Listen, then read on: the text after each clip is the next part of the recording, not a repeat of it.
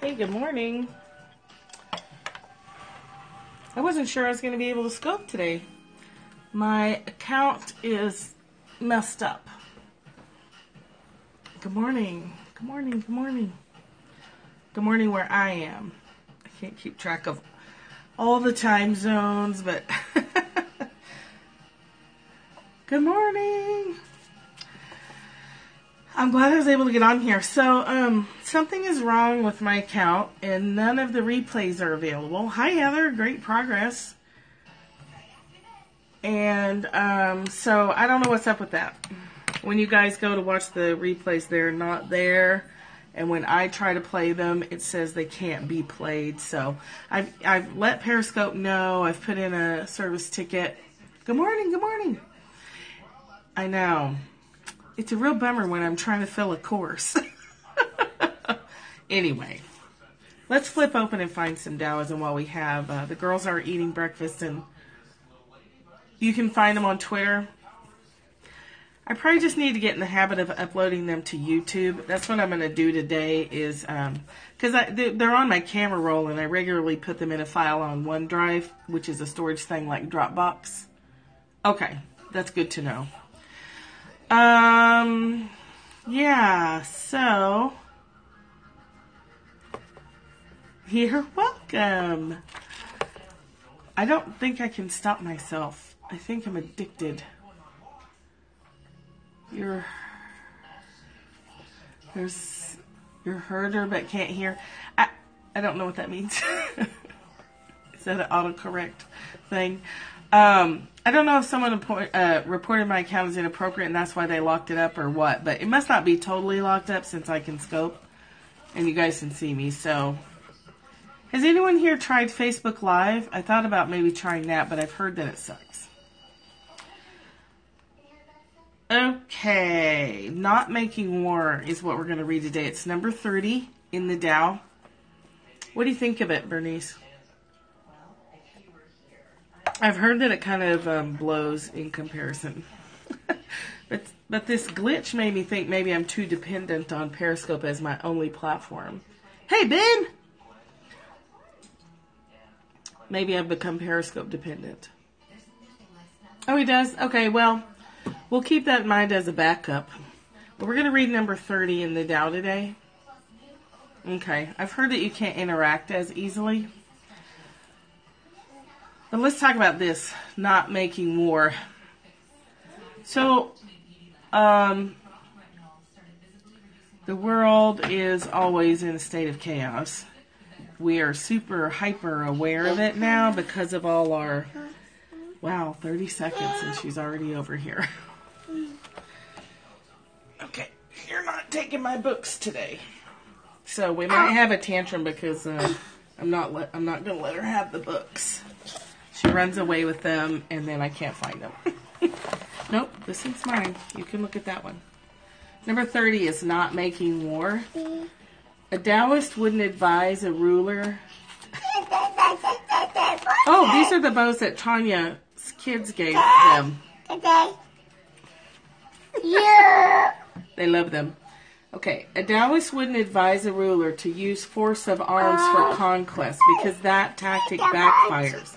And think of this in terms of your internal state, okay? The wars that we're fighting within ourselves. Where the army marched, grow thorns and thistles after the war. Came the bad harvests. Good leaders prosper, that's all, not presuming on victory. They prosper without boasting or domineering or arrogance. Prosper because they can't help it. Prosper without violence. Yeah. She is going to take over one day. Things flourish, then perish, not the way. What's not the way soon ends. So her notes say the first direct statement of Lao Tzu's pacifism is connected in thought to the previous poem and leads to the next. The last verse is enigmatic. Things flourish, then perish. How can this supremely natural sequence not be the way? I offer my understanding of it in the note on page chapter 55 where nearly the same phrase occurs. So let's see what she says. Why would that be an issue? Nope, don't touch. Oh, yay. Yoy, yoy, yoy. Okay. You can sit here, but don't poke the camera, please. Oops. Watching. And you keep sliding off my lap. Okay. So let's look and see what she says about things flourish then perish not the way. What's not the way soon ends. I know we've talked about this before. That's the bow from you guys. Ashlyn wouldn't let me put one in, but Avery likes bows. So, let's see what she says. Okay, the natural cycle of youth, growth, mature vigor, age, and decay can be not the way. The way is more than the cycle of individual life. Okay, so things flourish then perish is not the way, because the way is eternal. We rise, flourish, fail, but the way never fails. We are waves. It is the sea. So waves, Avery, you gotta stop. You gotta stop this. Okay, let me see if I can get her. Okay. She keeps scooching herself forward, and it's making my leg cramp. Okay. Stay put, kid. So the waves rise and fall, but the sea doesn't change.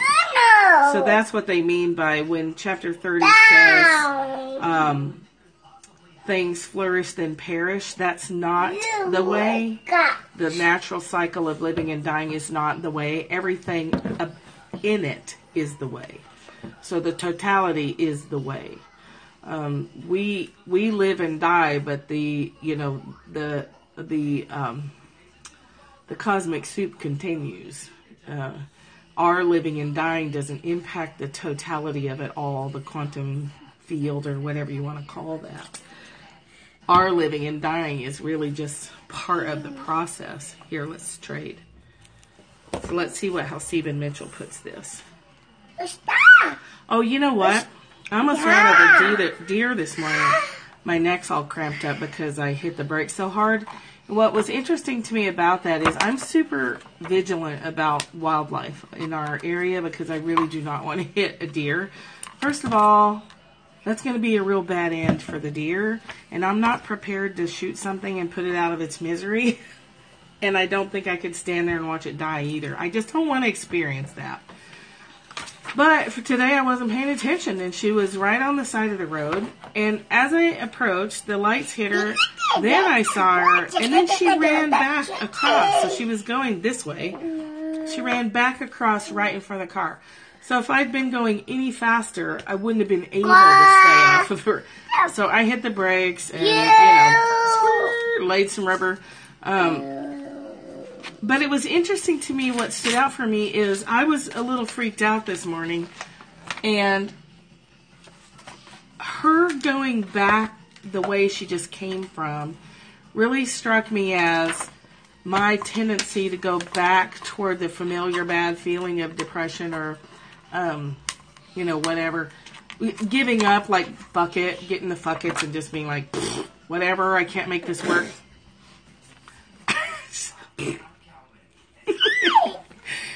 And so, to me, it was a reminder that if you go back the way you just came, Avery, you've got to stop doing that. That's death. Yeah, she got scared and she wanted to go back to where she had just been. Because in her little, animal brain, that made sense. But actually, that's the thing that gets them killed. Like, I see now how they get run over. Yeah, so it's like, it was a great reminder to me to not go back to where I've just been. To just run forward. Keep going forward. That's the way of life. But I can see how deer get run over. Yeah, I was like, dummy, just keep going forward. I almost killed you. That would have sent me into quite the tailspin, too. Okay, this book, number 30. Boy, you're working that straw. No. No, that's a lot of work. You got cookie on your face. Mom. Good morning. Whoever relies on the Tao in governing men doesn't try to force issues or defeat enemies by force of arms. This is very critical to shadow work You can't defeat what you're seeing as your internal enemies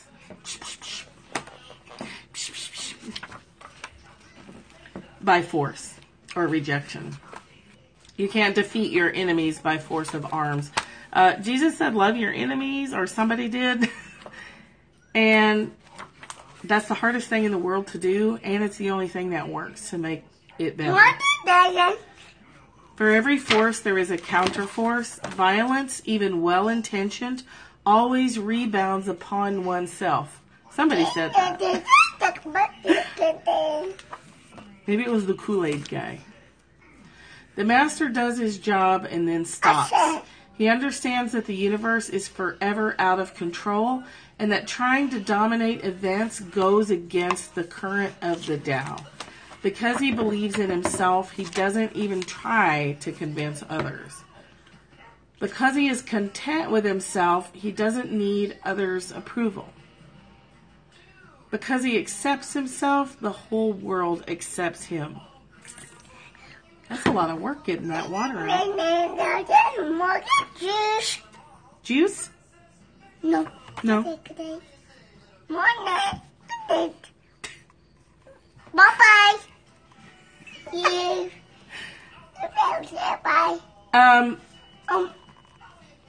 It's interesting to me. So as we go through these changes that we're all going through, we have a tendency to want to explain why we feel the way we feel. And there's definitely value in understanding why you feel the way you feel and why you respond to situations in a certain way. There's value in that so that you can make a different choice. However, while the feeling is activated, just feel the feeling. It doesn't matter where it comes from. Emotion is emotion. The worst thing you can say to a female is, "Are you on your period?" If she's emotional. It doesn't matter where she's at in her cycle. Emotion is emotion. Pain is relative. Pain is pain, regardless of circumstances. So it doesn't matter if it's the source of the pain doesn't matter. What matters is the pain is there and needs to be tended to. And when I say, Avery, she's determined to sit this way and it's not working. When I say tending to the pain or the sadness or the anger or whatever it is that's up for you, I just mean sitting and breathing with it. You can tap, you can cross your arms and do the alternate shoulder butterfly tapping. You can do the EFT tapping on, the points. You can Google that. Gary Craig and Brad Yates are the best sources, in my opinion, for those. You can dance, you can walk, you can get your feet on the earth, you can go for a swim, you can go to the beach. Those people who are lucky enough to live that close, breathing is critical. You don't have to, in that moment, it doesn't matter where it comes from. In that particular moment of the pain or the emotion, what matters is sitting with it without analysis. Analysis comes later.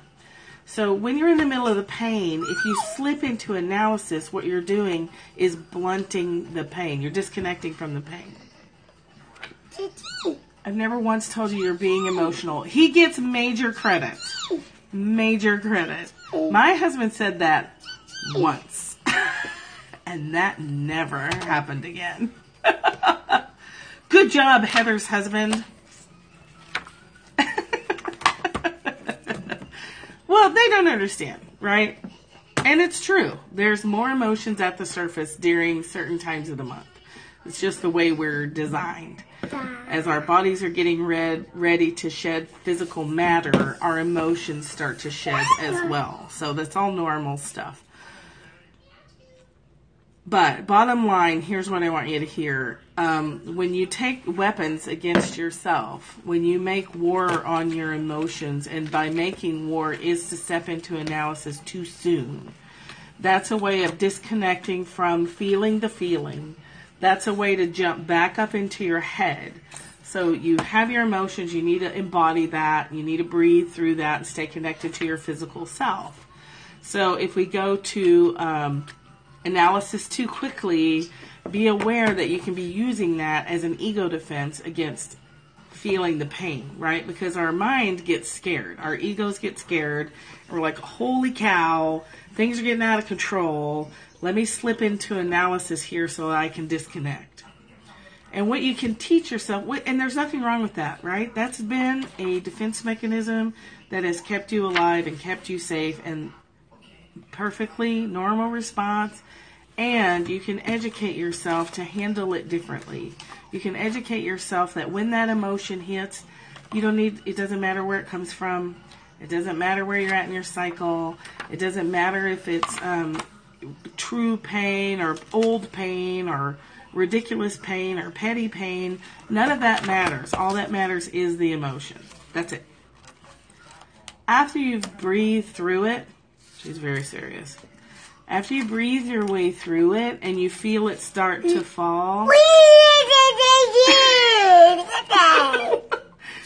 then you can say, okay, what triggered that? You.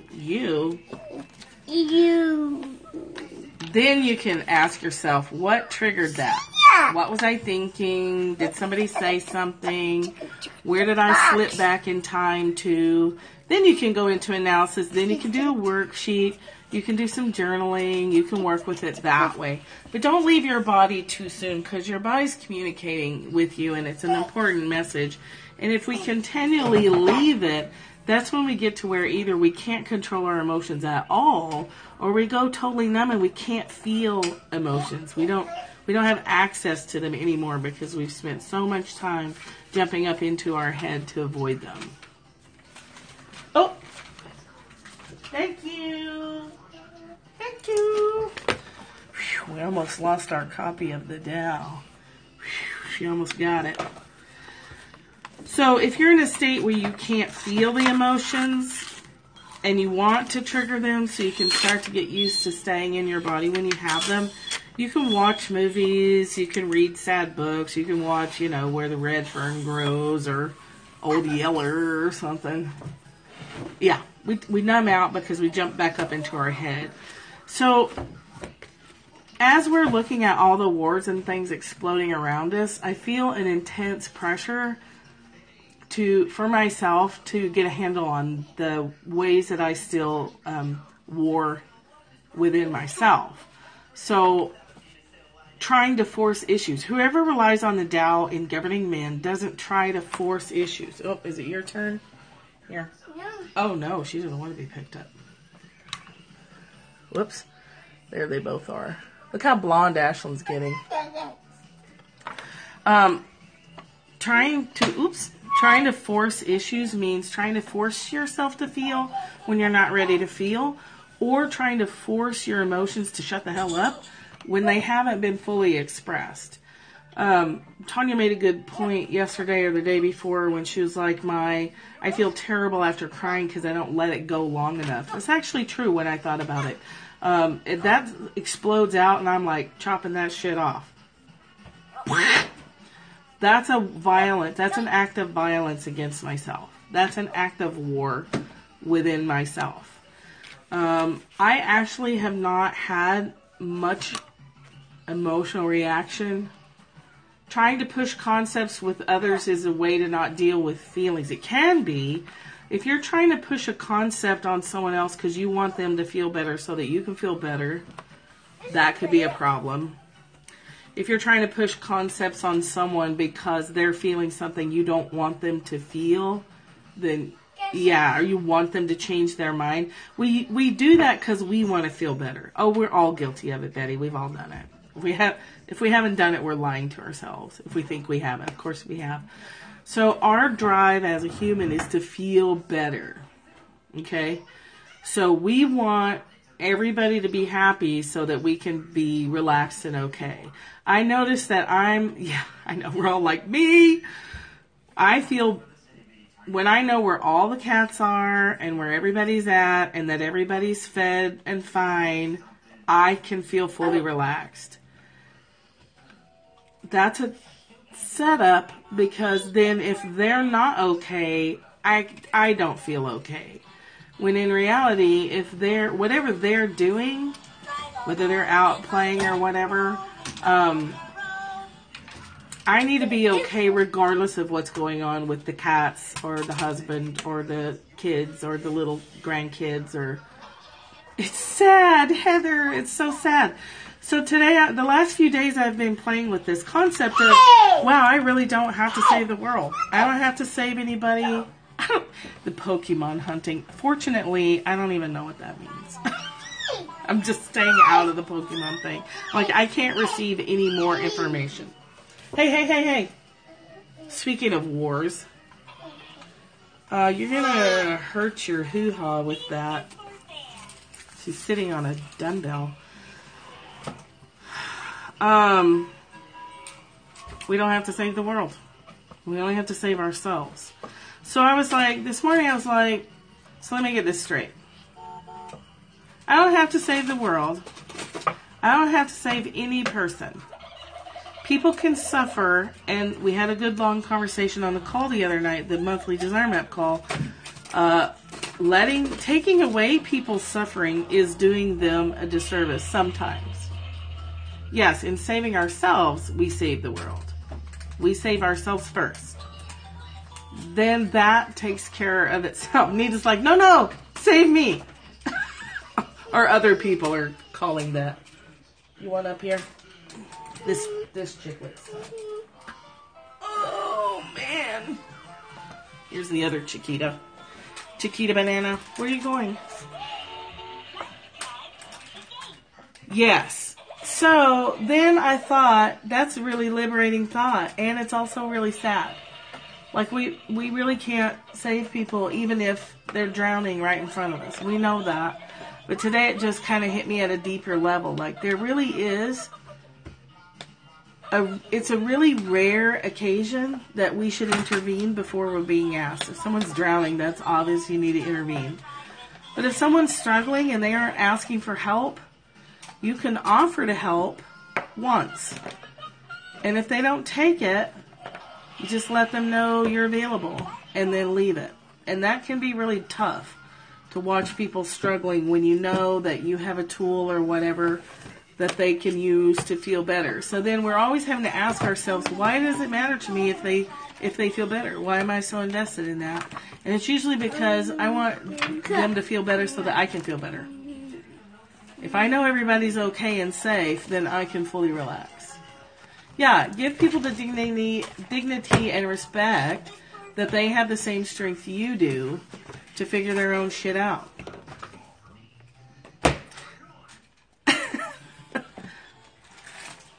All right, then. So then you got to find a new job. If your job has been saving every cat on the planet, where are you going to put that energy now, Michelle Wolf?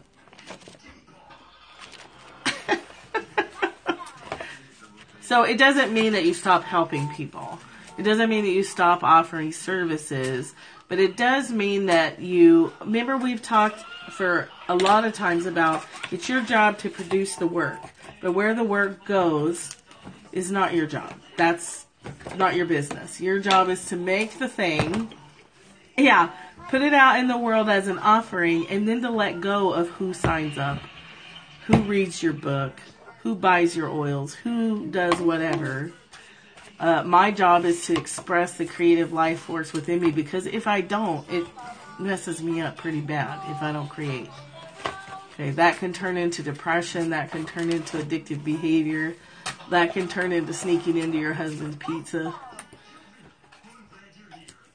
Yeah, and I think it's okay to share, but I think the motivation for sharing your identity, yes. You're doing it a place from love, not enabling, yeah.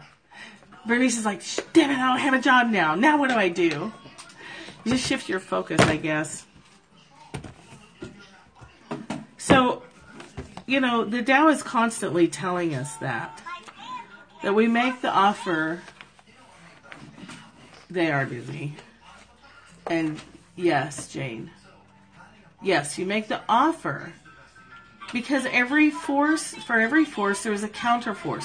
Violence, even well-intentioned, always rebounds upon oneself. And it is a violent act to try and jam your opinion on somebody else. It's an act of violence, and that just messes you up. It's an act of violence to try and jam a way of living that doesn't suit you on yourself. So we're meant to be emotional beings. We're emotional beings. And if we force ourselves to not be that, that's an act of violence that rebounds on us and creates a lot of negative consequences. So the master does his job and then stops.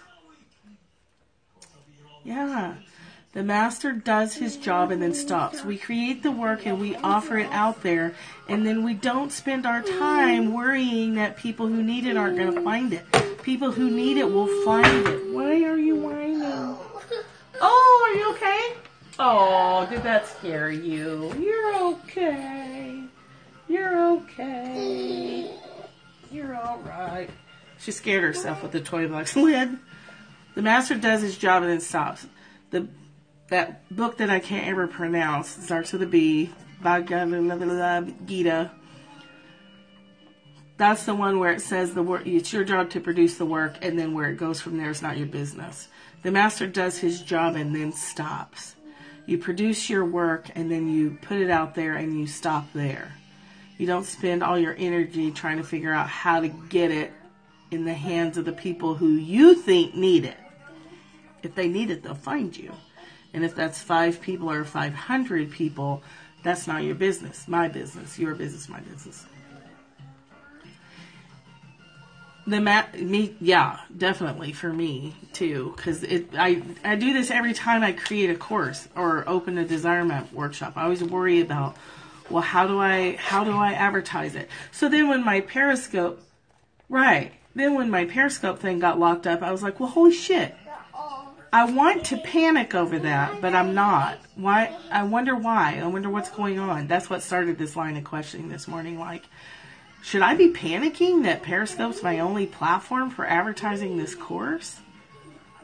And then I was like, well, I kind of feel like that's a habit that I don't need to engage in, so I didn't panic over it. Yeah, it's controlling. But I kind of wanted to panic over it. Well, the numbers can feel like validation, but the numbers can feel like if you have this edict working in your system that says you need to save everybody, then the numbers are like proof that you're doing your job. This is complex layers of stuff. The master does his job and then stops. He understands, she understands that the universe is forever out of control. Damn it! The universe is forever out of control. The only thing that we control is what's going on. Yes, they do. And if we're aware of it, we can choose not to engage. So that's what was happening. It's like, maybe I should be worried about this. And then I was like, I don't want to worry about it. If it happens, it happens. And then I was like, so what's different? That's what I was asking myself. Like, how come I'm not freaked out about it? I used to freak out about this stuff. And it's like, well, I used to have a great deal of investment in people signing up for my course because I believed that I needed to reach as many people as possible. You know, the whole thing. Trying to dominate events goes against the current of the Tao. Trying to market till the fucking ends of the earth market. Maybe that's why people are reporting my account. Am I cussing too much? Trying to dominate events goes against the current of the Tao. Trying to dominate advertising. Trying to control. Trying to always find a better way to market. Thinking too much about marketing. Thinking too much about marketing. That goes against the current of the Tao, which is why it makes me feel tired. Because he believes in himself, he doesn't try to convince others. You make the work, you put it out there, you don't worry about convincing people that they need it. Even if they are drowning, you don't try to force themselves to grab onto the life thingy. What's the thingy called? The round thingy on the rope that you throw to people who are drowning. Ooh! She scared me.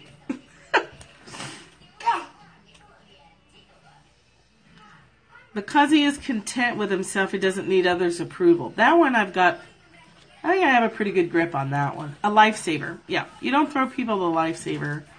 You can throw it out there, but you don't spend a lot of time worrying about if they grab it or not. Even though it's hard to watch someone drowning right next to a lifesaver. That's the hard part. When you care about people, yeah, you throw them the lifesaver, you make the product, you create the art, you write the book, you find the oils and educate about them, and you put that out there, and people can stand right next to it and drown, and it's not your business. It's hard to watch, though. It is. Until you get to the place of impersonal love. Yes. Yeah, me too. Okay, when you get to the place of impersonal love, love that's impersonal, love that loves Satan, sinner alike, love that loves sunny day and rainy day the same. My version of God is that. Yes, but we don't have to listen, Bernice. At some point we can choose to listen to what society tells us to do or to think for ourselves, to step into our own power and evaluate and go, is this working? Not really. So maybe I can do something different. In my vision of God, source, is impersonal love. Yeah. It's a love that loves you and will not intervene to save you. Just love that is and exists for all time, always, always, always, but isn't going to save you and isn't going to make your football team win because you sacrificed a goat on Saturday night or whatever in the hell. Yeah. It will save you only in that when you're open to being in the flow of it, living in the way, you are in natural alignment with universal laws that put you in the right place at the right time to find it, so that the people can find you. You're not going out and finding the people. The people find you because you're lit up, because you don't have shit in the way, because you don't have stories blocking up the pipes. You're just in the river. You're in the current of the river, and you're flowing where it's appropriate for you to flow without effort. Just flowing. You're just flowing. You're not worried about other people's approval. You're not worried about convincing others to come and get the lifesaver if they're drowning. Sorry, sucker. I'm in the flow. Here's your fucking lifesaver. I am getting kind of cussy lately. I wonder what that's about. Here's your lifesaver. Grab it if you want. Grab it if you don't. It's there for you. And it sucks if you drown, and I'll love you while you're drowning. So I don't get upset these days over things it's not that I don't care. I don't get upset about it. The crap going on, we're going to have to, because I can't seem to stop it. Of course I care about world events, but they aren't keeping me up at night, and I'm not crying over them. Not because I don't feel like they're not worth crying about, but because I know that that's not the answer. And it doesn't, it's just not triggering me in that. I can't even find the words to explain this. Because he accepts himself, the whole world accepts him. I guess the most important part for me in this, yeah, the loving observer. You're an Ooh, push it back. Push it back. Push it back. Whoa, that almost chopped your little head off. Here you go. Whew. In those cases, you intervene when the kid's about to pull the rocking chair down on top of their head.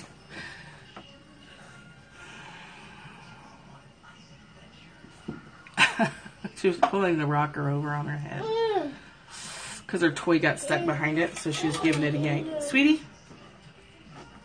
Sweetie? So,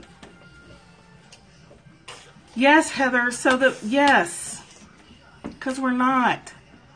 We're providing a temporary Band-Aid. I appreciate that you understand. We're only providing a temporary relief, which may be the worst thing possible. So I've worked in some systems that were falling apart, agency systems. I worked in the juvenile detention. Yes! Because we can't carry the whole world's pain. Ugh. So sometimes systems have to fall apart. That's why I say it might not be the end of the world if Trump gets elected. Sometimes systems need to crash and burn. And it kind of sucks to be witness to that. Yes, peaceful observing. If we need to do something, we know what to do. If you see the rocking chair about to fall on the kid's head, you intervene. Otherwise, if natural consequences are going to be okay, like they're not life-threatening, then natural consequences are fine. Using your discernment. So it's not that you never intervene. But if you're in the flow, you'll know, like she said. Yeah, it's waking people up. If you're in the flow, you'll know when to intervene. You'll just do it. You'll just instinctually do it. Not instinctually in a dysfunctional way. Words are hard. Sometimes it's okay to say, fuck it. Did you quit? Weren't you in a job that you hate? Did you quit? Did you get out of that job? Whoops. There's a natural consequence. Sibling wars. The twins are giving me lots of practice in not intervening in their sibling squabbles because it is my tendency to break that shit up. And Morgan's like, you've got to let it go. And it's true. When I let them just do their thing, they figure it out. So I feel like I'm babbling a little bit, but I feel kind of passionate about something I can't find the words to describe. So I'm just going to read this one more time and wrap it up. Good. Good for you. You're not a victim. No, we're not victims. Whoever relies on the Tao in governing men, yourself, doesn't try to force issues or defeat enemies by force of arms. Make this verse really personal. Really bring this verse into your body and feel into this one. It's very important. For every force, there is a counterforce. Violence, even well-intentioned violence is still violence. It always rebounds upon oneself. The master does his job and then stops. He understands that the universe is forever out of control, and that trying to dominate events goes against the current of the Tao. Because he believes in himself, he doesn't try to convince others. Because he is content with himself, he doesn't need others' approval. And because he accepts himself, the whole world accepts him. The master does her job and then stops. You develop your work and you create it, and then you say, fly, little bird, off into the world, and then you go on and go create something else. Take a nap and then go create something else. Okay, so that's all I have. Hopefully the replays will be available soon. I would like to get that straightened out. It does bug me a little, but it isn't making me freak out like it would have probably even just a few weeks ago. Accepting herself is a biggie. Yes. Thank you. You eat some cheese fries. Then you take a nap to sleep off your carb load. And then you go on and create something else. Okay. You want to say bye-bye? Turn this off. I'm going to turn this off for Gigi.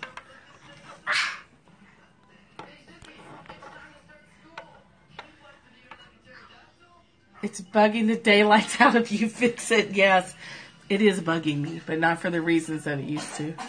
Bye, Zen Twins. That's what I should do. Hashtag Zen Twins. Push the button. Push right here. Your finger's too tiny. Here, let's get it down here. Whoops. Swipe it down this way.